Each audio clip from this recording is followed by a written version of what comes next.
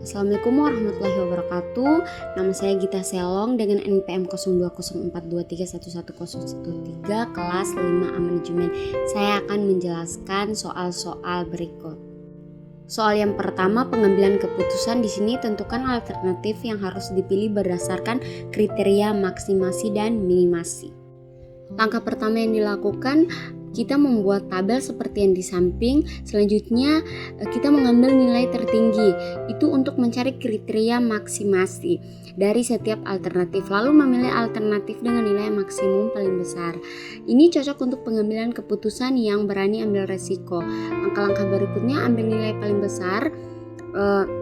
Di setiap baris fasilitas besar di situ ada 40, fasilitas medium 25, fasilitas kecil 15. Pilih angka yang paling tertinggi. 40 adalah yang paling besar, hasil maksimum fasilitas besar karena memberikan kemungkinan keuntungan tertinggi 40 juta. Selanjutnya kita mencari kriteria minimasi. Ini sebaliknya dari kriteria maksimasi. Jadi kita mengambil nilai terendah dari setiap alternatif. Seperti fasilitas besar, kita dapat 6, fasilitas medium 9, fasilitas kecil 15. Pilih nilai minimum yang paling besar. Itu 15 adalah yang paling tinggi. Hasil maksimasi fasilitas kecil karena memberikan nilai terburuk yang masih paling baik 15 juta, sehingga paling aman.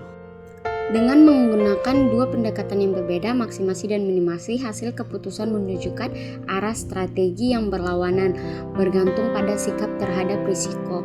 Jika bersikap sangat optimasi, pilihan terbaik adalah fasilitas besar karena memberi peluang keuntungan terbesar, yaitu 40 juta.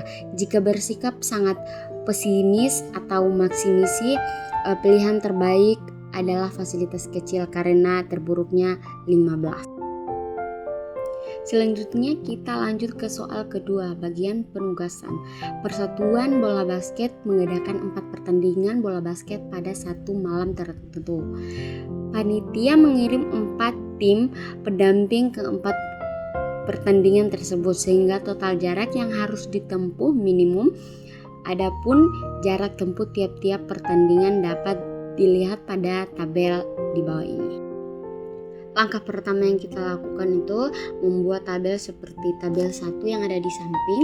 Karena yang ditanyakan adalah total jarak tempuh minimum, maka semua nilai pada baris akan dikurangi dengan nilai terkecil dari setiap baris. Selanjutnya, jika kolom belum memiliki angka 0, maka semua angka dalam kolom tersebut akan dikurangi dengan angka terkecil yang ada pada kolom tersebut. Kalau semua angka di kolom sudah dikurangi dengan angka 0, maka hasilnya seperti yang di tabel 3 di samping. Langkah selanjutnya adalah menarik garis horizontal atau vertikal di bagian kolom yang ada nilai 0.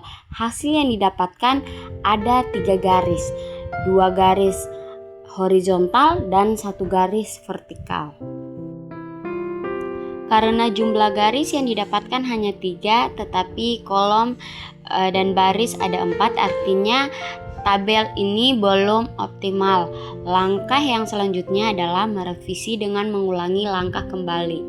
Caranya dengan elemen angka terkecil yang tidak terkena garis 15, lalu kurangi semua elemen yang tidak terkena garis dengan elemen 15 tersebut.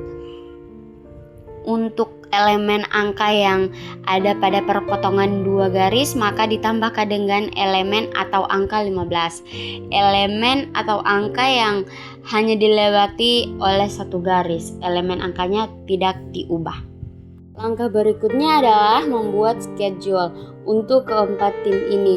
Dimulai dengan melihat baris yang memiliki angka 0 paling sedikit. Lalu bisa dilanjutkan dengan memilih baris mana saja yang memiliki angka 0. Jika terdapat baris yang memiliki angka 0 pada kolom yang sama, maka bisa dipilih salah satu yang ingin dipilih. Tapi angka 0 yang sudah dipilih, maka kolom tersebut sudah tidak bisa diisi lagi. Setelah merevisi dan menarik garis, jumlah garis baik garis horizontal maupun vertikal yang didapatkan berjumlah 4. 3 garis horizontal dan 1 garis vertikal. Jumlah garis ini sudah sesuai dengan jumlah kolom dan baris, berarti ini sudah termasuk optimal. Jadi schedule yang didapatkan dan total jarak yang ditempuh minimum adalah tim dan jarak 1 lokasi B 90, 2 lokasi A 100, 3 lokasi C 140, 4 D 120. Jadi total semua tuh 450. Angka yang ada pada kolom jarak adalah angka dari tabel 1. Baik, selanjutnya kita masuk ke soal ketiga atau transportasi. Suatu perusahaan beton memindahkan beton dari 3 pabrik ke 3 lokasi konstruksi. Kapasitas penawaran dari 3 pabrik, permintaan dari 3 lokasi, dan biaya transportasi per ton adalah sebagai berikut. Selanjutnya, cara untuk menentukan jumlah yang akan dialokasikan oleh pabrik ke tiap-tiap lokasi adalah dengan memperhatikan angka pada kolom supply dan baris demand. Langkah ini dimulai dari baris bawah pada pabrik 3, jumlah demandnya adalah 150 dan supply-nya 80. Kita akan memilih angka yang lebih kecil, jadi angka yang dipilih adalah 80. Jika ini sudah memenuhi kebutuhan supply, maka kita beri tanda X. Langkah selanjutnya, kita akan mengkalikan jumlah beton yang akan dialokasikan dengan nilai asli atau nilai yang berada pada kolom.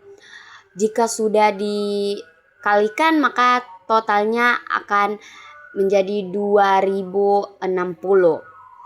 Selanjutnya di sebelah sini ada tabel pola distribusi dengan biaya terendah. P1 lokasi B 70 ton. Selanjutnya P1 di bagian C 50 ton, P2 di bagian A 70 ton, P2 di bagian C 10 ton, dan P3 di bagian A 80 ton. Baik, itulah hasil penjelasan saya. Wabillahi taufiq wal hidayah. Wassalamualaikum warahmatullahi wabarakatuh.